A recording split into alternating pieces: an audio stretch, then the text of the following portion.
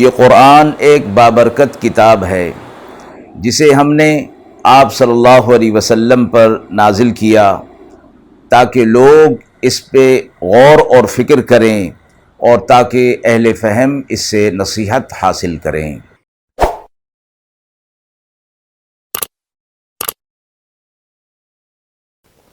بسم اللہ الرحمن الرحیم۔ السلام علیکم ورحمۃ اللہ وبرکاتہ۔ ناظرین کرام، درس قرآن مجید کے آج کے اس پروگرام میں ہم سورۃ الاعراف کی آیت نمبر 148 تا 151 کا ترجمہ اور تفسیر پیش کر رہے ہیں، اور آخر میں پوچھے گئے سوال کا جواب ہوگا۔ اعوذ باللہ من الشیطان الرجیم، بسم اللہ الرحمن الرحیم۔ واتخذ قوم موسى من بعده من حليهم عجلا جسدا له خوار ألم يروا أنه لا يكلمهم ولا يهديهم سبيلا اتخذوه وكانوا ظالمين ولما سقط في أيديهم ورأوا أنهم قد ضلوا قالوا لئن لم يرحمنا ربنا ويغفر لنا لنكونن من الخاسرين ولما رجع موسى إلى قومه غضبان أسفا قال بئس ما خلفتموني من بعدي أعجلتم أمر ربكم وألقى الألواح وأخذ برأس أخيه يجره إليه قال ابن أم إن القوم استضعفوني وكادوا يقتلونني فلا تشمت بي الأعداء ولا تجعلني مع القوم الظالمين قال رب اغفر لي ولأخي وأدخلنا في رحمتك وأنت أرحم الراحمين۔ آیت مبارکہ کا ترجمہ ملاحظہ فرمائیں۔ اور بنا لیا موسیٰ علیہ السلام کی قوم نے ان کے بعد اپنے زیور سے ایک بچھڑا، ایک بدن کہ اس میں گائے کی آواز تھی۔ کیا انہوں نے یہ نہ دیکھا کہ وہ ان سے بات بھی نہ کرتا تھا اور انہیں راستہ بھی نہیں بتاتا تھا؟ معبود بنا لیا اس کو، اور وہ ظالم تھے۔ اور جب پچھتائے اور سمجھے کہ ہم بے شک گمراہ ہو گئے تو کہنے لگے، اگر رحم نہ کرے ہم پر ہمارا رب اور ہماری مغفرت نہ کرے تو بے شک ہم خسارہ پانے والوں میں سے ہو جائیں گے۔ اور جب لوٹ آئے موسیٰ علیہ السلام اپنی قوم میں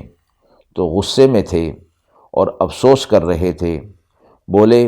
کیا بری نیابت کی تم نے میرے بعد؟ کیوں جلدی کی تم نے اپنے رب کے حکم سے اور ڈال دیں وہ تختیاں، اور پکڑ لیا سر اپنے بھائی کا، لگے کھینچنے اس کو اپنی طرف۔ وہ بولے، اے میری ماں کے جنے، لوگوں نے مجھے کمزور سمجھا اور قریب تھے کہ مجھے وہ مار ڈالتے، سو تو مت ہنسا مجھے دشمنوں پر اور نہ ملا مجھ کو گناہگار لوگوں میں۔ موسیٰ علیہ السلام بولے، اے میرے رب، معاف کر مجھے اور میرے بھائی کو اور داخل کر ہم کو اپنی رحمت میں، اور تو سب سے زیادہ رحم کرنے والا ہے۔ موسیٰ علیہ السلام کا واقعہ جو پچھلی آیات سے شروع تھا، درمیان میں دو آیتیں اللہ رب العزت نے منکرین اور مکذبین کے حوالے سے فرما کر دوبارہ واقعے کو شروع فرمایا گیا۔ موسیٰ علیہ السلام کوہ طور پر جب تشریف لے گئے، اللہ رب العزت نے انہیں اعتکاف کے طور پر اور ہم کلام ہونے کے لیے اور تورات کو عطا کرنے کے لیے بلایا تھا۔ تو اللہ تعالیٰ نے انہیں 30 راتوں کے لیے بلایا۔ تو موسیٰ علیہ السلام اپنی قوم سے یہ فرما کر گئے کہ میں 30 راتوں کے لیے جا رہا ہوں، اور اپنی جگہ پر اپنے بھائی حضرت ہارون علیہ الصلاۃ والسلام کو اپنا خلیفہ مقرر کر گئے اور انہیں اصلاح کے لیے اور قوم کی نیابت کے لیے ان کو مقرر کر گئے۔ موسیٰ علیہ الصلاۃ والسلام کے جانے کے بعد وہ 30 راتوں کے بجائے 10 راتیں اللہ رب العزت نے اور بڑھا دیں، تو قوم ان کے انتظار میں تھی۔ اس کے بعد قوم نے جلد بازی اور عجلت کی، اور ان کے درمیان ایک شخص تھا جس کا نام سامری آتا ہے کہ وہ عقیدے کا کمزور آدمی تھا۔ اس نے یہ حرکت کی کہ بنی اسرائیل سے کہا کہ تمہارے پاس کچھ زیورات جو کہ قوم فرعون کے موجود تھے اور ان کے رہ گئے تھے، یہ تم لوگوں نے ان سے مستعار یعنی ادھار کے طور پر لیے تھے۔ اب وہ قوم تو تباہ اور برباد ہو گئی اور وہ غرق ہو گئے، اور زیورات ان کے اور دوسری چیزیں تمہارے پاس رہ گئیں، تو یہ تمہارے لیے جائز نہیں ہے۔ کفار سے جنگ کے وقت یا کفار سے حاصل کیے ہوئے مال غنیمت کے طور پر ہوتے تھے، اور پچھلی امتوں میں یہ مال غنیمت ان امتوں پر حلال نہیں ہوا کرتا تھا، بخلاف اس امت کے کہ اس امت پر مال غنیمت کو حلال کر دیا گیا۔ تو بنی اسرائیل نے سامری کے کہنے کے مطابق وہ سارے زیورات لا کر اسے دے دیے، اور اس سامری نے اس سونے چاندی کو پگھلا کر ایک پتلا بنایا اور اس میں وہ مٹی شامل کر دی جو اس نے جبریل علیہ الصلاۃ والسلام کے قدم مبارک سے لے لی تھی، جو کہ اس کے پاس پہلے سے موجود تھی۔ اس کی ایک الگ تفصیل ہے کہ اسے کیسے حاصل ہوئی۔ اس نے اس مٹی کو اس میں شامل کر دیا، تو اس میں سے اللہ کے حکم سے آواز آنا شروع ہو گئی۔ قوم اس بچھڑے کی عبادت کے اندر لگ گئی اور اسے اپنا معبود بنا لیا، یہاں تک کہ موسیٰ علیہ الصلاۃ والسلام کوہ طور سے واپس تشریف لائے اور ان کی اس حالت کو دیکھا۔ اگرچہ موسیٰ علیہ الصلاۃ والسلام کو کوہ طور پر ہی اللہ تبارک و تعالی نے قوم کی اس گمراہی اور اس بچھڑے کی عبادت میں لگ جانے کا بذریعہ وحی اطلاع فرما دی تھی۔ تو اس آیت میں فرمایا گیا کہ موسیٰ علیہ الصلاۃ والسلام واپس آئے تو انہیں یہ معلوم ہوا اور مشاہدہ کر لیا، معلوم تو پہلے ہو گیا تھا، اور دیکھ لیا کہ قوم اس کام کے اندر مبتلا ہو گئی اور انہیں تنبیہ کی۔ تو قوم کو بھی معلوم ہو گیا کہ ہم گمراہی کے اندر مبتلا ہو گئے تھے، تو انہوں نے دعا کی کہ اگر اللہ ہم پر رحم نہ کرے اور ہماری مغفرت نہ کرے تو وہ خسارہ پانے والوں میں شامل ہو جائیں گے۔ سورہ بقرہ میں اس کی تفصیل گزر چکی، یہاں تفصیلاً اس بات کو ذکر نہیں کیا گیا کہ پھر موسیٰ علیہ الصلاۃ والسلام نے ان لوگوں کو کہ جو لوگ اس کام کے اندر مبتلا ہوئے تھے یعنی بچھڑے کی عبادت میں، اللہ کی طرف سے یہ حکم ہوا کہ فَاقْتُلُوا أَنفُسَكُمْ، اب آپس میں ایک دوسروں کو قتل کرو، تو یہ سزا ان کے لیے مقرر کی گئی تھی۔ پھر ان کا یہ گناہ معاف کر دیا گیا۔ تو موسیٰ علیہ الصلاۃ والسلام کا پھر دوسرا جو غصے کا جو اظہار تھا وہ اپنے بھائی حضرت ہارون علیہ الصلاۃ والسلام کے لیے تھا کہ ان کو خلیفہ بنا کر گئے تھے کہ قوم کی حفاظت کریں، اور حفاظت سے مراد یہ کہ انہیں گمراہی سے بچانے اور ان کی اصلاح کی کوشش کریں۔ تو انہوں نے ہاتھ میں جو تختیاں تھیں جو تورات کی لے کر آئی تھے انہیں نیچے رکھ دیا اور اپنے بھائی کے سر کو پکڑ لیا، اور سورہ طٰہٰ پارہ نمبر 16 میں فرمایا گیا کہ ان کی داڑھی اور سر کے بالوں سے پکڑ کر کھینچا۔ تو انہوں نے فرمایا تھا کہ اے میری ماں جائے یعنی میرے بھائی، مجھے لوگوں نے کمزور سمجھ لیا تھا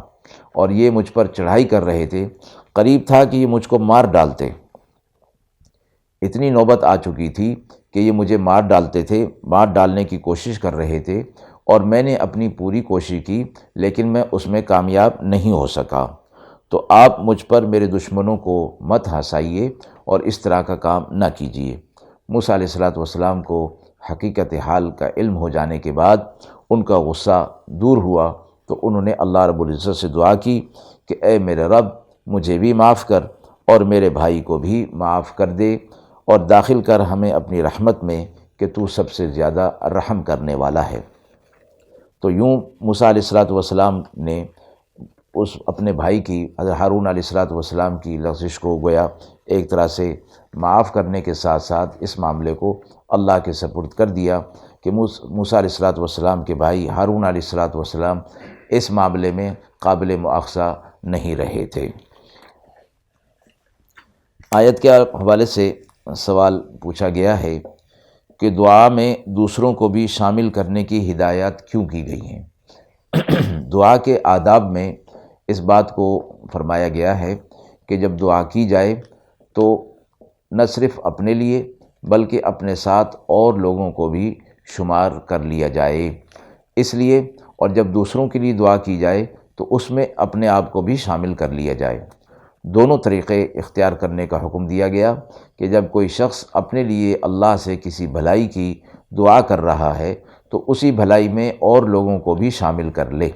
اس میں اس کا اپنا کوئی نقصان نہیں، اللہ کی رحمت بہت بڑی ہے۔ اسی طرح فرمایا کہ جب کسی اور کے لیے دعا کر رہا ہے، چاہے وہ انفرادی یا اجتماعی طور پر، تو اس دعا اور اس خیر کے اندر اپنے آپ کو بھی شامل کر لے۔ اور یہ مراد یہ ہے کہ دوسروں کے لیے دعا کرے تو اپنے آپ کو شامل کرے تاکہ اس کا استغنا محسوس نہ ہو، یعنی یہ کہ وہ اپنے آپ کو دعا کا محتاج نہیں سمجھتا، یہ بات نہیں ہونی چاہیے۔ قرآن مجید کی جتنی دعائیں ہم دیکھتے ہیں اس میں یہی بات کار فرما ہے کہ اس میں جمع کا صیغہ استعمال کیا گیا جس میں سب لوگوں کو شامل کیا گیا ہے، تو دعا میں اور لوگوں کو بھی اس خیر اور فلاح کے کام میں شامل کر لینا چاہیے۔ اللہ کی رحمت اور اللہ کا فضل بہت بڑا ہے۔ وآخر دعوانا ان الحمد للہ رب العالمین۔